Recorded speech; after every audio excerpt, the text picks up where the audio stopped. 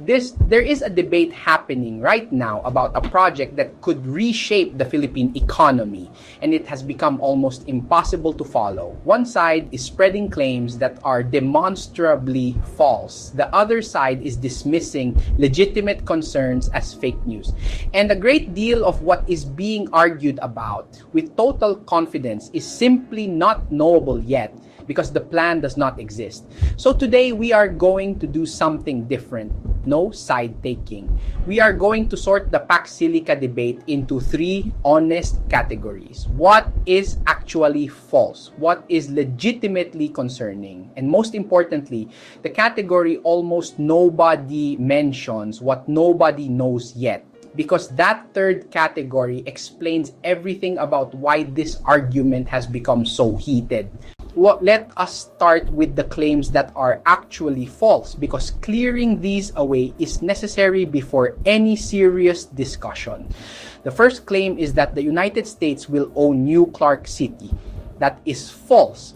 The site is public land already titled to the Bases Conversion and Development Authority and designated for industrial development under a charter enacted in 1992, decades before Pax Silica existed. But the strongest evidence is not a statement, it is an action. In May 2026, the Philippines formally rejected a United States request for diplomatic immunity at the planned hub. A country that had surrendered its sovereignty would not have been in a position to say no. The second claim is that this is a giant data center project. That is largely false with an important nuance. The BCDA states the hub is designed for semiconductor and advanced manufacturing, not hyperscale data centers, and that only one or two of the interested firms are data center operators. The nuance is that officials have said the site could eventually support significant data center capacity, and future data centers have not been permanently ruled out, though they would need their own power and water. So the accurate statement is that data centers are not the project, but they are not excluded forever either. The third claim is that they will mine our mountains. False as stated. No mining occurs within the project area. The stated purpose is actually the opposite, processing critical minerals into higher value products rather than exporting them raw. And that is precisely the value chain problem this country has had for 50 years, digging things up and selling them cheap while someone else captures the profit from refining them. The fourth claim is that it is a military base in disguise. The BCDA has stated the project is purely commercial and will not be used for defense-related activities. The fifth claim is that it will bulldoze active farmland. This one is misleading. The 1991 Pinatubo eruption buried the area in lahar and volcanic debris, degrading the soil, and most farmers relocated to higher ground years ago. The land has been classified public industrial land since 1992, and on scale, the site is 1,020 hectares, which is roughly 4.6% of the entire 35 to 300 hectare Clark Freeport and Special Economic Zone. For context, more than 15,000 hectares within that same zone have already been allocated to indigenous peoples in Bamban, Porac, and Florida Blanca. So those are the falsehoods. Now, here is where I have to be equally honest in the other direction, because the pro-project side is overreaching too, and intellectual consistency requires saying so. There are concerns here that are entirely legitimate and should not be dismissed as fake news. The first is power, and the number comes from the BCDA itself. The facility is projected to need up to 3 gigawatts at full development. That is an enormous figure. Luzon's grid already strains during dry season peaks. The proposed solution is a dedicated power plant, which the BCDA says proponents are studying. But studying is not the same as built. Asking whether that power will actually exist is a legitimate engineering and economic question, not paranoia. The second is water. Semiconductor manufacturing and cooling require substantial water. The rainwater harvesting scheme that has been described is a promise, not a completed system. The third and the most significant is consultation with affected communities, and this is genuinely incomplete. The BCDA admitted as much at the Senate hearing in August. The Capas mayor said local officials were invited by text message in June with no clear agenda, and that Pax Silica was presented only as part of a broader overview. There are 266 farmers working land the BCDA says it owns. Whatever you think of the project, being invited by text message is not consultation. The fourth concern is the deepest one, and it is not a fringe position, it is technology transfer. The scientist group AGAM points to the electronics industry as the cautionary precedent. Multinationals set up here decades ago, and after firms like Intel departed, the country retained no capability to manufacture advanced semiconductors independently.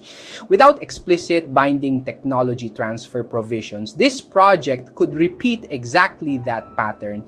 This is the single most important term in the entire negotiation, and it is not yet publicly locked down. Now we arrive at the third category, the one almost nobody is talking about, and it reframes this entire debate. Nobody knows the details yet because the plan has not been written. At that same Senate hearing, the BCDA confirmed the detailed development plan is still with prospective investors and expected within about 6 months, after which it must undergo environmental and regulatory review. The framework agreement is targeted for November. Site development is projected for 2027, construction for 2028. And the headline numbers everyone is quoting, the investment figures in the tens of billions of dollars and the job figures in the hundreds of thousands.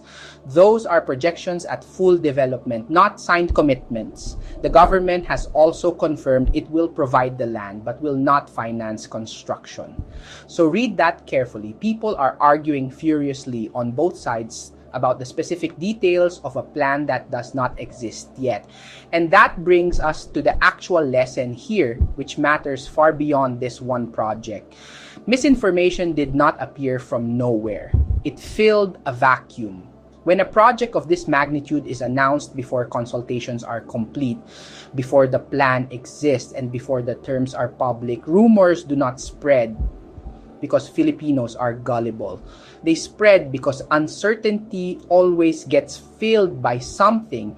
If institutions do not fill it with information, the internet will fill it with fear.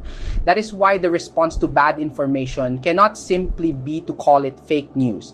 It has to be transparency, early and specific, especially with the people whose land, water, and power are involved. And here is the position that requires no political allegiance whatsoever. You can believe this is a genuine generational opportunity, the chance for this country to move from exporting labor and raw ore into actually manufacturing the physical infrastructure of the artificial intelligence economy, and still insist that the terms be extraordinary. Binding technology transfer, Filipino engineers, not only Filipino operators. Real consultation with farmers and ETA communities before signatures, not after. Power and water solutions that exist rather than solutions that are being studied. Taxes genuinely collected. Supporting the opportunity and demanding the terms are not opposing positions. They are the same position held by anyone serious. The people spreading falsehoods are damaging a real opportunity. The people dismissing legitimate concerns as fake news are damaging public trust, which is the one thing a multi-decade project cannot function without. And both are making it harder to ask the only question that actually matters. Not whether this project is pro-American or pro-Chinese, whether the final contract is pro-Filipino. That question has not been answered yet because the contract has not been written, which means the most useful thing any citizen or investor can do right now is not to pick a side. It is to stay informed, stay attentive, and keep watching until the terms are public. Because the details that will determine whether this becomes the most consequential economic development in Philippine history or its most consequential missed opportunity have not been decided yet. And decisions that have not been made yet are the only ones anyone can still influence.